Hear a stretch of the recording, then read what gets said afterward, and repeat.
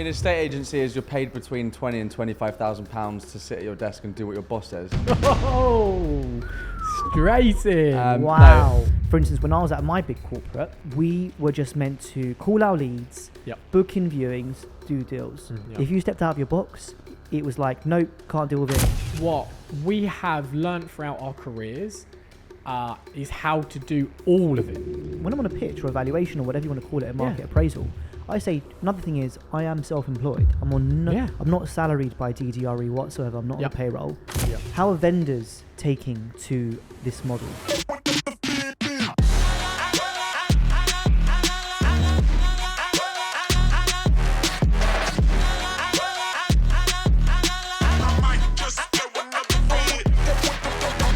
Welcome to episode 9 of the Three Intrapreneur podcast. Today, we are going to be talking about brokerage v estate agency. Now, before we get started, sorry, almost forgot. Don't forget to pay the fee. We have a fee. We don't run ads here. So if you get anything, if you learn anything, if you find it funny, please like, share, comment, rate it 5 stars. If you have any questions you'd like us to answer on the next podcast, please leave a comment on YouTube or on Instagram or on TikTok, and we'll see it and we'll pick it up and we'll answer it on the next one. I'm still kind of getting over the last podcast. Jeez. The reaction that we've had has been pretty epic. Whew, I know. Wow. Yeah. So if you're watching or listening to this right now, we've just put something on social media about the previous podcast that we're recording now. The previous podcast, we posted something about that now. Does that make sense? Tongue twister. Yeah. But by the time this airs, we would have posted a lot about it and it probably would have aired, but it was epic. Oh, God, the reaction's been unreal. Yeah. Everyone's like, I've got to watch this one. And hopefully now it'll be a snowball effect and we'll just go on from here, get other amazing people on it. It was a good one, wasn't it? Oh, amazing. And if you are an amazing person, please DM us because we are looking for amazing people to come on the podcast. Yeah. Right, with no further ado, who would like to answer the first question? Oh, to the floor. Right. Sorry, handwriting's really... You know when you write something, you can't really read your own handwriting. What is the difference between estate agency and brokerage? That's a very good question. So I go for, why don't I say what a brokerage is and you say what an estate agent is, Benji, and then we'll just we'll mix up from here. So a brokerage effectively is a model which held upon self-employed agents like ourselves, who run their own business within a business. So hence we are the Three Intrapreneurs. We run our own business within DDRE Global. I'm self-employed. And I suppose I now deal with my own clients. We'll get on to a little bit about why maybe DDRE are a bit different to others because we all work together a lot. But effectively, I run my own business within a business. So I'm not employed, have to turn up 9 till 6. I'm not on a basic salary. I'm not on a set commission, 10, 15, 20%. Our brokerage model offers a much higher commission. And I suppose that is one of the reasons why we can spend more time, more money on marketing for our clients. That kind of gives people a bit of a snapshot on a brokerage, self-employed to employed. That's what we are. Estate agency, Benji. I'm trying to pick my words carefully, but I'm leaning towards just giving a sassy answer. Estate agency is you're paid between £20,000 and £25,000 to sit at your desk and do what your boss says. Oh, straight in. Wow. No, that's look. Estate agency, you're employed, so you're on a salary, and you perhaps might get a bonus or have to fight for a bonus come end of the year, which is crazy considering you're in sales and you don't know what you're going to get paid. You will probably, at one of the big corporates, will be set to a defined... You should yawn now. Yeah, but the camera will be on Benji, so you can't see I think he's now spoken about it. Sorry. So we're boring you already. For 2 minutes and I'm already boring him. This is when the viewers usually drop off. With the estate agency in the corporate world, you will be set an office. So you'll have a set patch, and more often than not, you'll have a set price point. So for example, you will go into a corporate company in an estate agency and you'll say, right, you work in St John's Wood and you work between £1 to £3 million. That's your job. You're relatively restrained in a way. And that's probably the main difference, as you touched on, the salary, the self-employed, but also the I'd say lack of freedom to, go where your clients need you, because ultimately, some of the big corporates, they've got 30 offices in central London. So ultimately, why would they have one person running between all of them when they can just say, that's your patch, that's your patch, that's your patch, which we're starting to realize isn't perhaps the best way to work. But I think that's the crux of the difference between brokerage and estate agency, which is changing as we're seeing. What do you think, Al? Well, I was quite excited for this podcast because we come from different backgrounds and now we're all in brokerage together. As you all know, I have worked in a big corporate as well. Like Benji has. Would you call yours a big corporate or medium? How many offices did they have? We had 4 offices here in London, Yeah. but obviously part of 30. It was Berkshire was part of like 33,000 brokers, so worldwide. it was more of a corporate structure, so to speak. Yeah. Were you there when they were Care & Co? No. Okay, fine. Where were you before that? I was outside of London, and at more of a corporate out there, effectively. So I've had more of corporate training, certainly with my younger career. Yeah. So we've all been in the corporate model then, definitely. or some sort of global company, and now we're in brokerage. So I was quite excited for this. And prior to DDRE, I was part of a very brokerage where they're like, this is where our office is. Brokerage. Yeah, because we're not really in a brokerage type brokerage. The brokerage type brokerage I was in before. Can you define brokerage type brokerage? Yeah, I am. Just for the people listening. I love the brokerage type brokerage I was in before, as I was going to say before I was really interrupted, was here's where our office is. You pay us a desk fee of around £250 a month. Go make money. Yeah. You don't have to come in. We don't have to see you. They did have some training if you wanted to come. It wasn't like, what's the word when you have to do something? Compulsory. It wasn't compulsory. So, and now we're at DDRE. And I think it's been a bit different for me because I was here pre-brokerage, pre-desk fee, service fee, sorry. And it felt more like it's like a hybrid, I would say. And I think Daniel painted a good picture of this on the whiteboard in the meeting a few weeks ago. Yeah. He did 2 circles. One was brokerage, one was estate agency. Yeah. And when 2 circles cross over, we're like that circle between the two here. Because we are like a team, but we're also a brokerage. Yeah. So you can be like the lone wolf, like one of our colleagues is, for instance. Which is absolutely fine. If you choose to work like that, you can. That's the whole point of brokerage. You're flexible, you're your own person. But I think us 3 actually like to work together quite a lot, hence the podcast and hence a few listings we're working on. A house in Marylebone for 6.5 million, house in Mill Hill for 4.6 million. I mainly deal with the higher end stuff. But no, I'm joking. We've done loads of rentals, hired rentals in Whitehall. We've done working on Whitehall Place. It's part of. I think you're spot on. It's the hybrid between. You don't have to do what you're told. Yeah, we're not on a salary, so when you get a commission, it's very fruitful. But we have the guidance we still. work with each other because 2 voices are more powerful than one. We have different people in different area of expertise in the business that are stronger in different neighborhoods, in sales and rentals. Daniel has handpicked us as a team. There are people that excel in Holland Park, Notting Hill, Chelsea, Kensington, Belgravia, Marylebone, Hyde Park, St John's Wood, Hampstead, Regent's Park, Little Venice. What do you do? Highbury and Islington. There's nothing wrong with Highbury and Islington. And that's what Arsenal is. So, but and that's, I think you're right. Where we cross over, we have the estate agency camaraderie, but we have the brokerage mentality, and it's and there's so many benefits of it as well. That's just one of them. And we'll come onto it with some of your other questions. Come onto it. Yeah, I'm sure that you've got planned. Yeah. Yes. My next question is.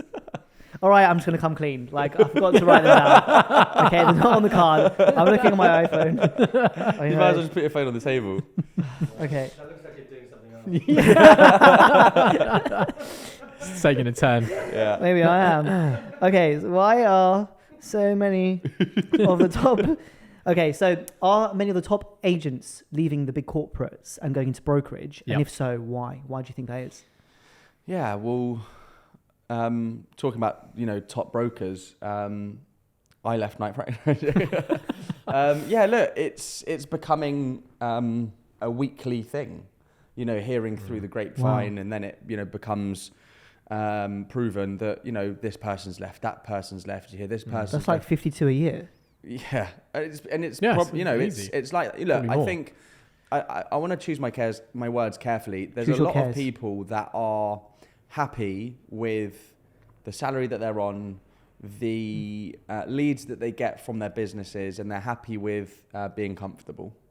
I think that's with any sector in life. There's people that are, they don't want to challenge themselves. They might not have the ambition that some other people do. And usually you find the people that have the ambition want more. And perhaps because they're good at what they do and they want to be rewarded. At a big corporate, it's very difficult to be rewarded because there's people that sit at the top that perhaps don't do much, but they need to eat.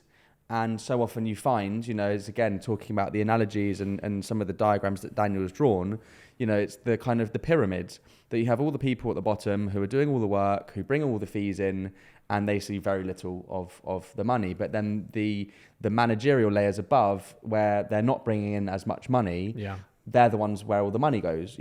As a brokerage, and especially what we're doing at DDRE Global, we want to flip that triangle upside down. So the people who are doing the work, who are bringing the fees in, get paid. And I think the good agents, the ones who are bringing in the big numbers, want to get paid. And if they're not doing that in the estate agency world, in your corporate companies, they're leaving. And they're going...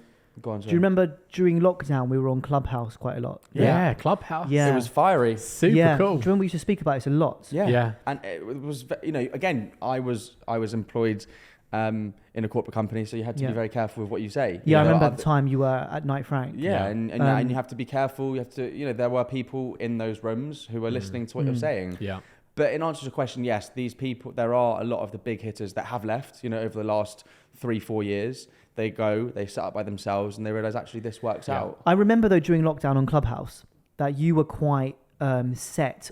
You seemed like you were for the employed agency model, the corporate. What's changed for you? My question to you is, what changed? Because obviously at some point you must have thought... My blinkers came off. Okay. In truth. Like a horse. I'm a very loyal person, and all I knew was Knight Frank. It's all I knew. Drilled into you. And I actually was, probably up until the last year of my time there, the biggest advocate you could find. Like no one could say a bad word about the business in front of me. Like my nickname was Benji Knight Frank in my social crowds. I lived and breathed the brand. But that meant nothing to them. I was just a number. And it got to a point where I thought, why do I care so much about something that cares so little about me? Where's those tissues? I don't want to make this about me and everything. Though. I had a great time there, but people see the other side. So in answer to the question, yes, I was on Clubhouse massively supporting the whole corporate stuff. And I remember, having not arguments, but disagreements with you, with Daniel, which was great. It must have made great listening. But ultimately... I saw the other side. But what happened though? Like, sorry, Ollie, I'm going to ask you the same thing in a minute. But what happened? Like, what happened? Like, what were you watching TV? Were you watching football? And you're like, oh my god, like light bulb moment. I should move. Do you know what it was? It was a gradual thing. It wasn't a light bulb moment. It got to the point where I started to resent what I was doing. And I am so passionate. Why though?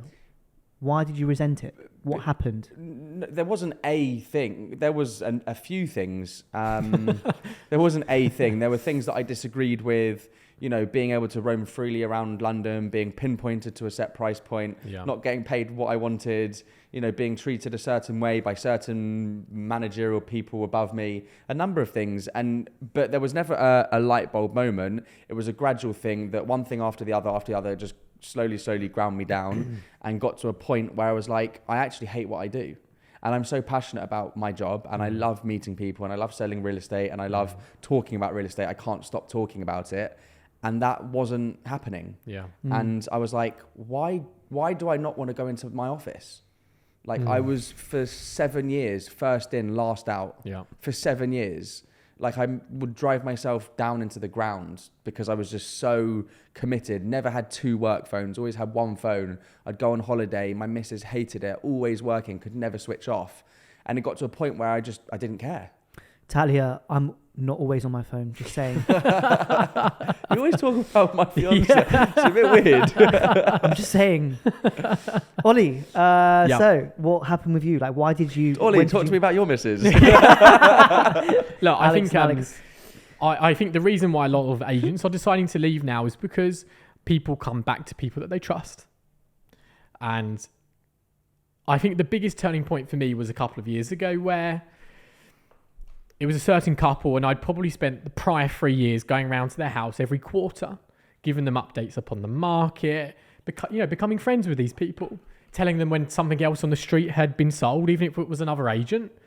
People, and building relationships with these people where then when they come to market and when they want to sell their house, they called me because I'd put the hours and time into them.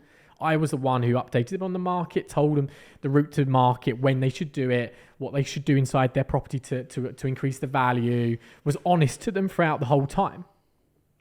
And so then when you bring that property to the market, you do all the viewings, you source the buy, you get them a great price, you see it through to completion, and then you see your pay in comparison to maybe what the agency that you're working for has received.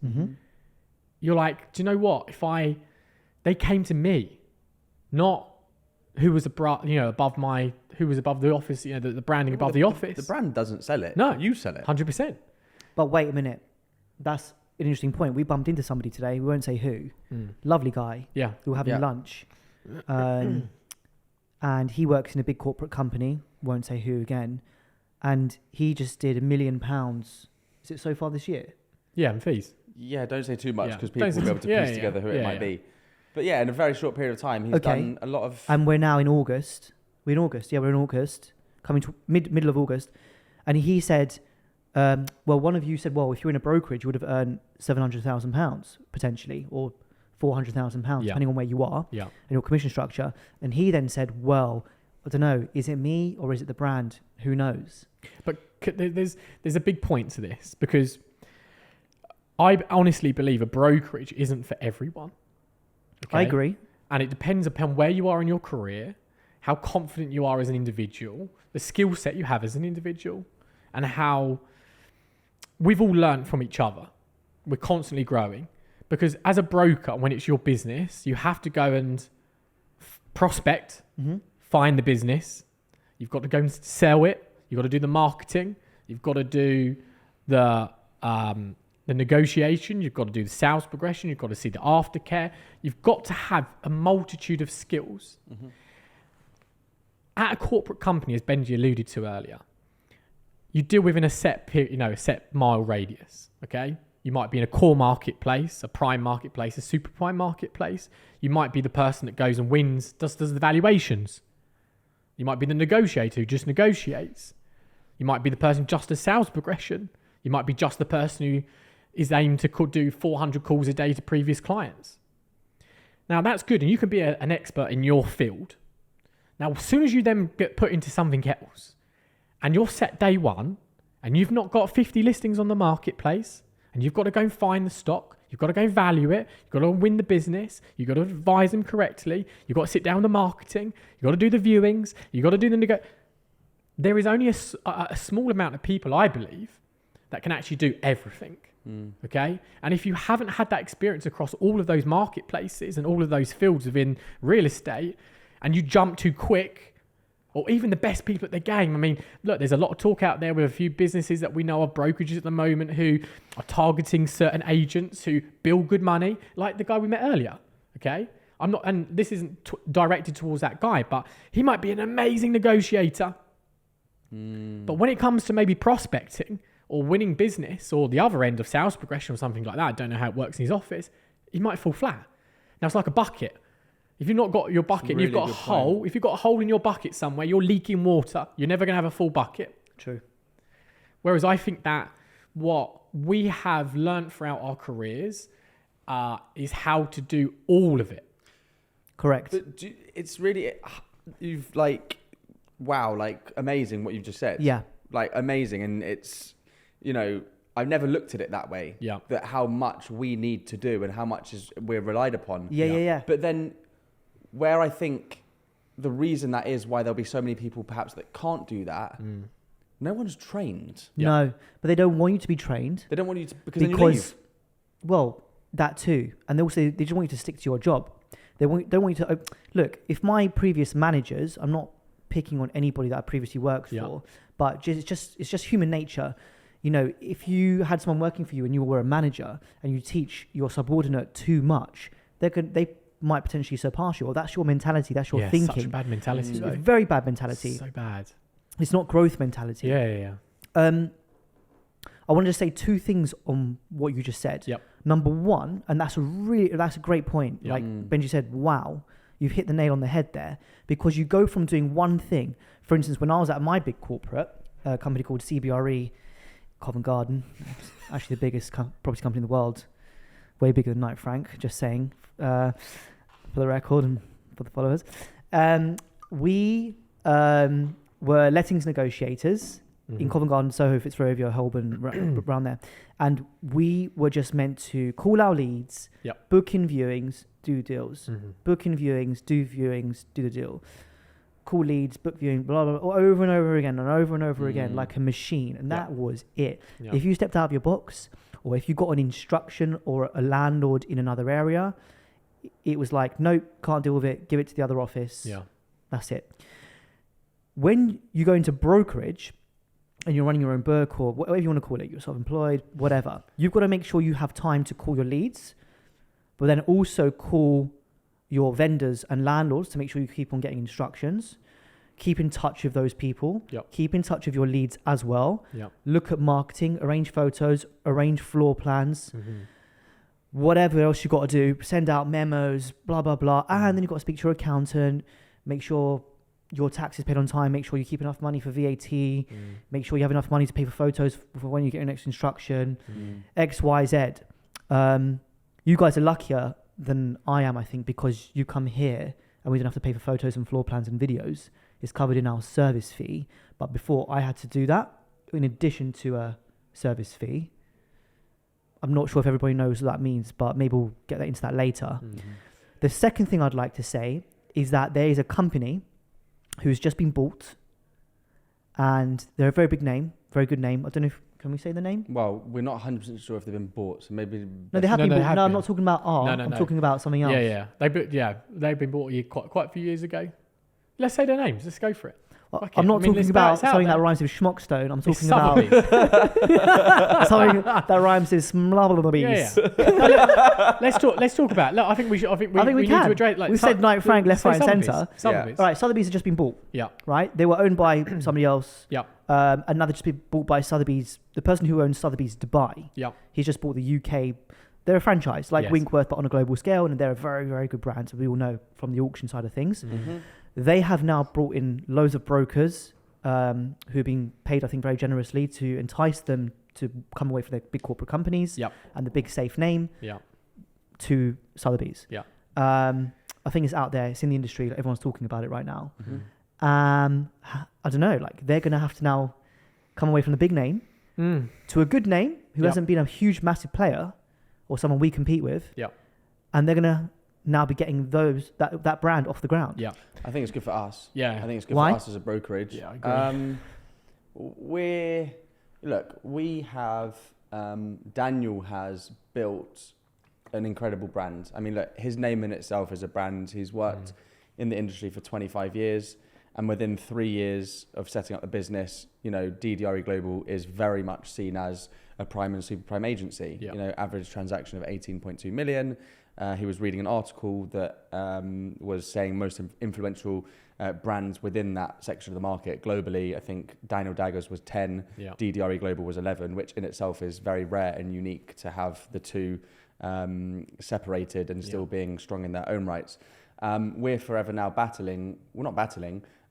we are competing with the biggest corporates. And if the people that we're...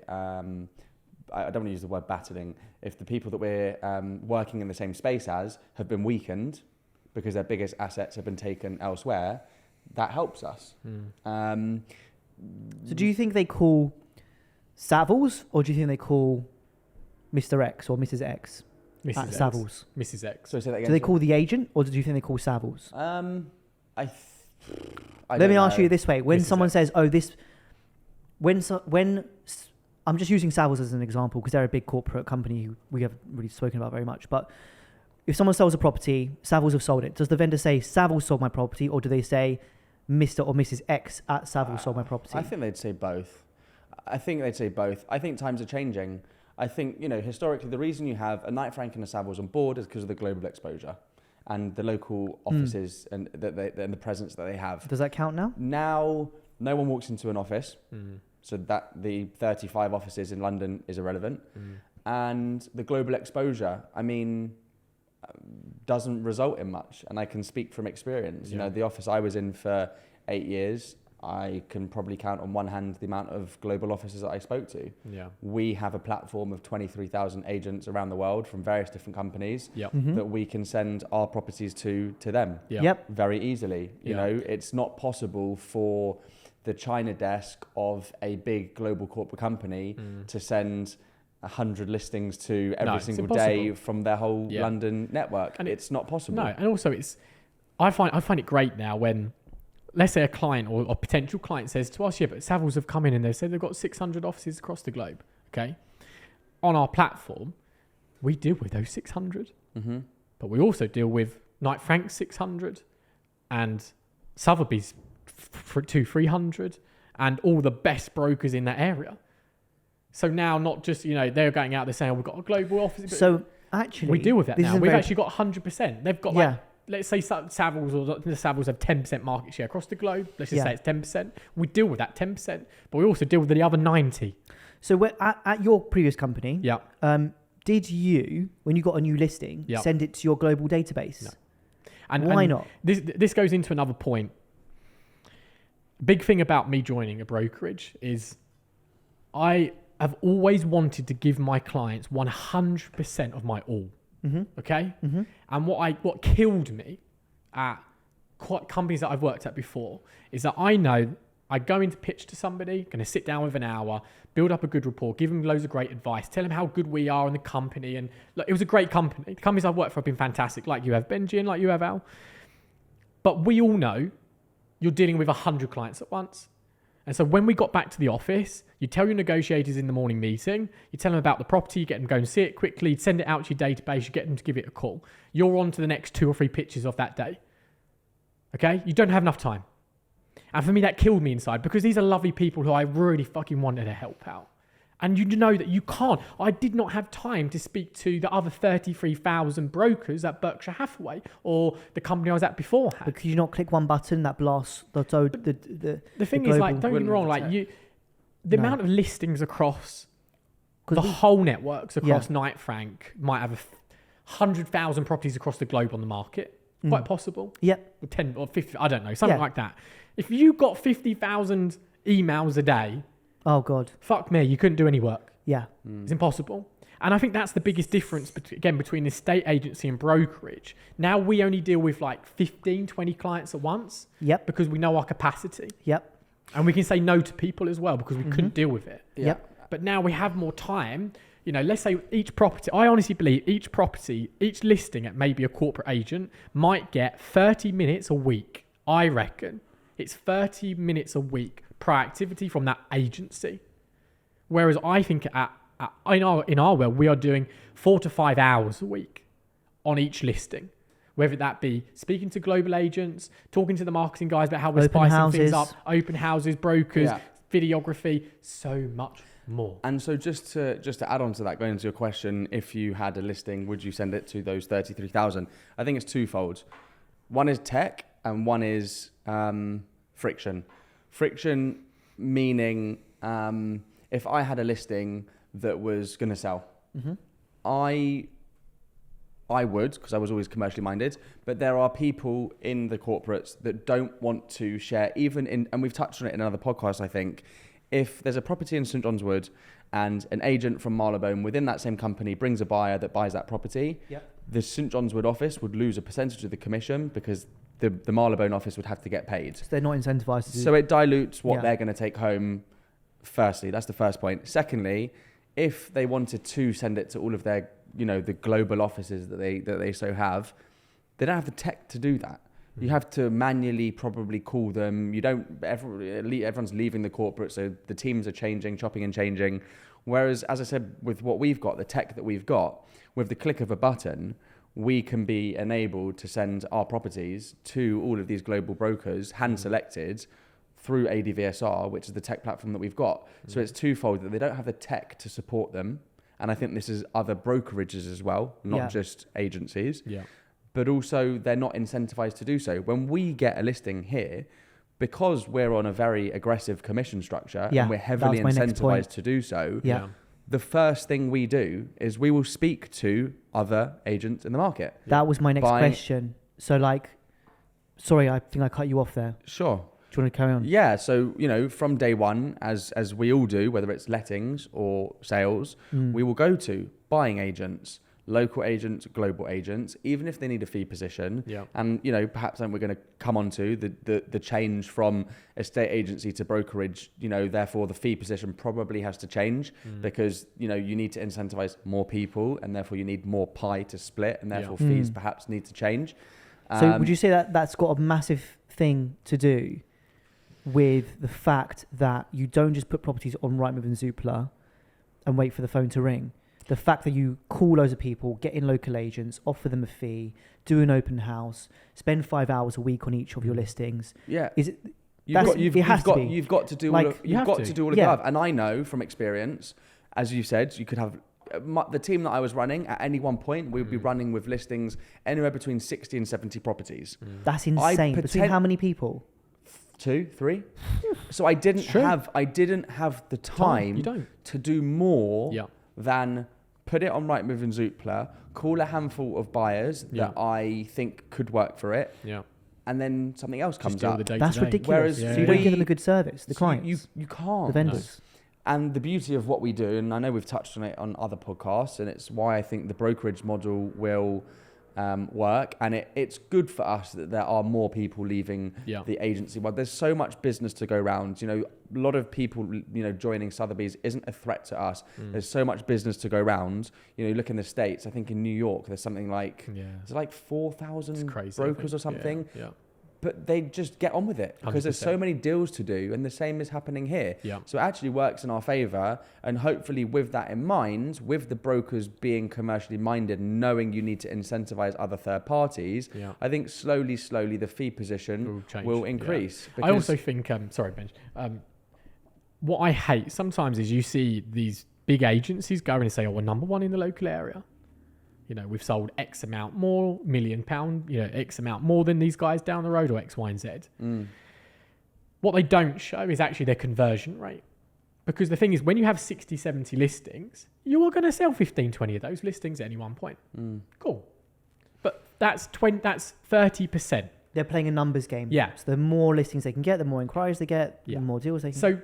So 60% then of those clients, and a lot of these aren't facts or anything like that, but 60% of those clients are then not happy. They haven't sold, but they can still say they're the market leaders because they've sold 20, like the other 30%.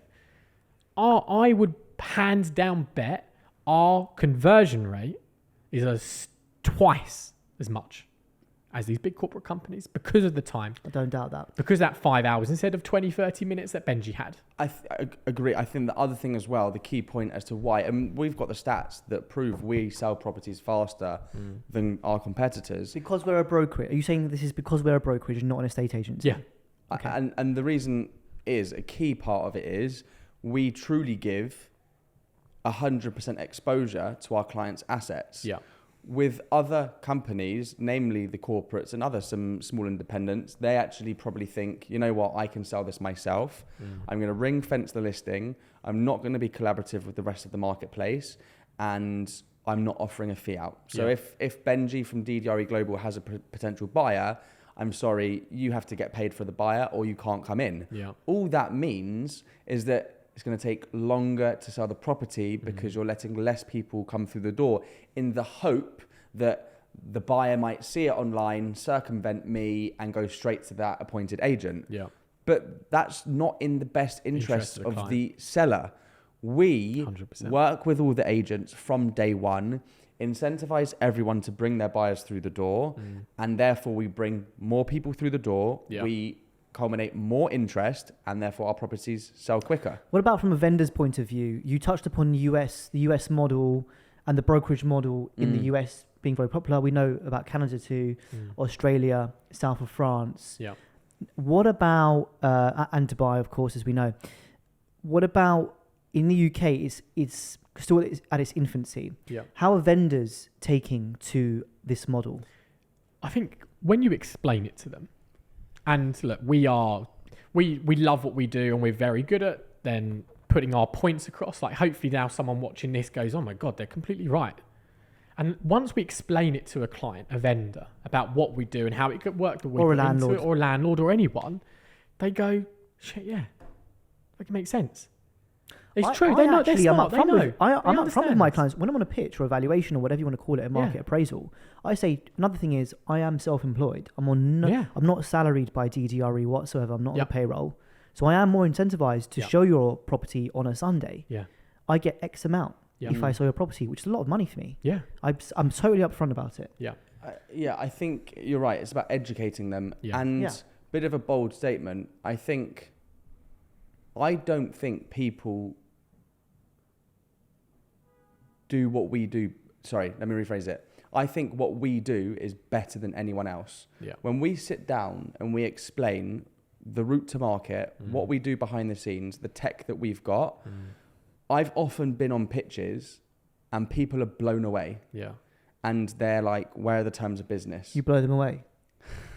People are blown away. Yeah, they are. Yeah, and I agree. What we're doing is very powerful, and you can't argue with it. In answer to a question, in answer to your question, is the UK market getting ready for it? Are they aware? Yes. The big corporates, the main ones have been around for 100, 150 years. Yeah. So it's just been ingrained in the London real estate market. Well, that's just what you do. Yeah. We're now saying, well, no, that's 100%. not what you do. This is how you do it. Yeah. This business has been going for 3 years. The brokerage model, there's been a couple of companies that have tried it. I wouldn't say they haven't been a success, but they're not operating perhaps at the top end of the market.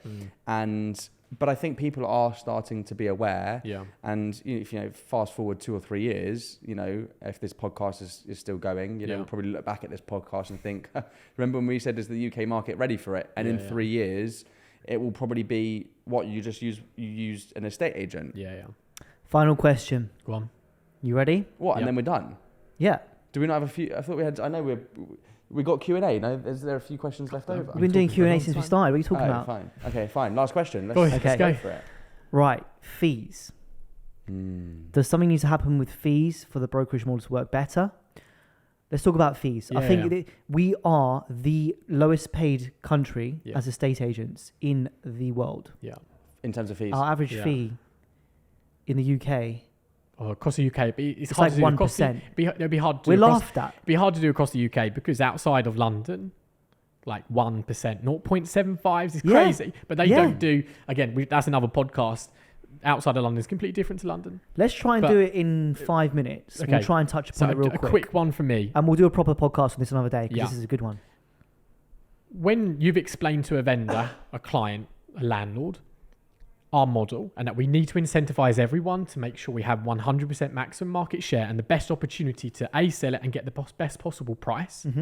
If I told you now that I need an extra 1 or 2% to incentivize more people, but that might land me getting 5% more on an offer, 2% in, 5% back, risk versus reward. You're going to say, of course, you give me £1,000 now and I'll give you 3 back tomorrow. Yeah, of course I'm going to do it. So part of what we do now is educating clients to say this broker model across the globe, some agents, some advisors and stuff out there will see 0.5% that we normally offer, or 0.75%, maybe 1%, and they'll go, what? I'm used to like 3 or 4% in America and X, Y, and Z. Happened today. We spoke about this, didn't we? Yeah. Somebody from Germany. It's from Germany that called me. Were they happy to pay? Yes. No, what are they happy to pay? What are they happy to pay? 6%? They're happy to pay 6% for a 6%. UK property. Yeah. Because they understand the value in me offering out 3 or 4%. Fred's. I'm not very good at my phrase. 3. Same. It's a London thing.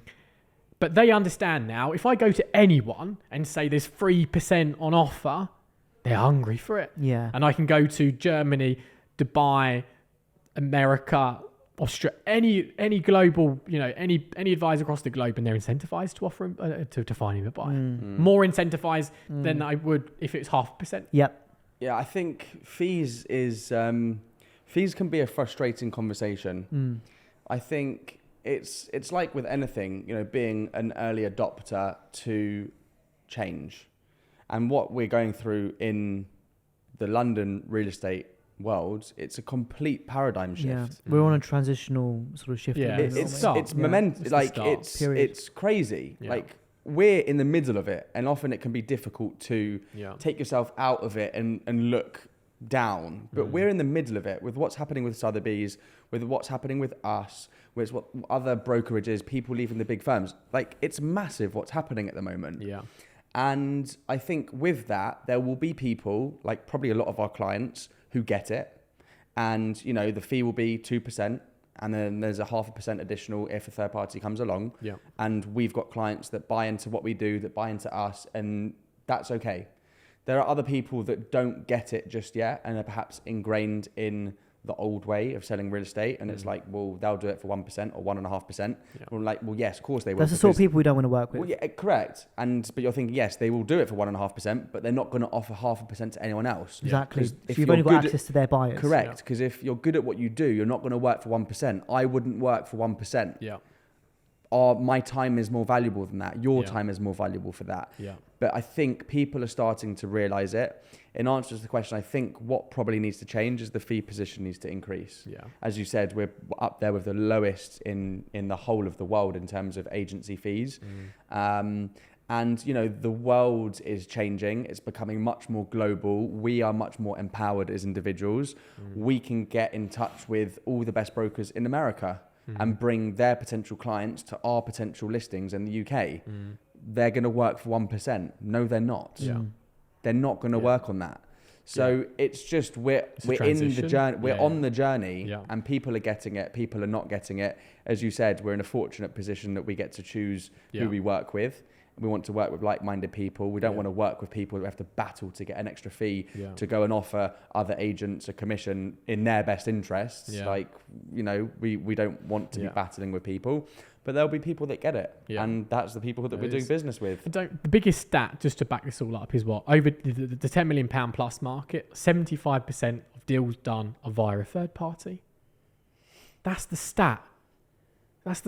So a third party has introduced a buyer. Why do you think that is?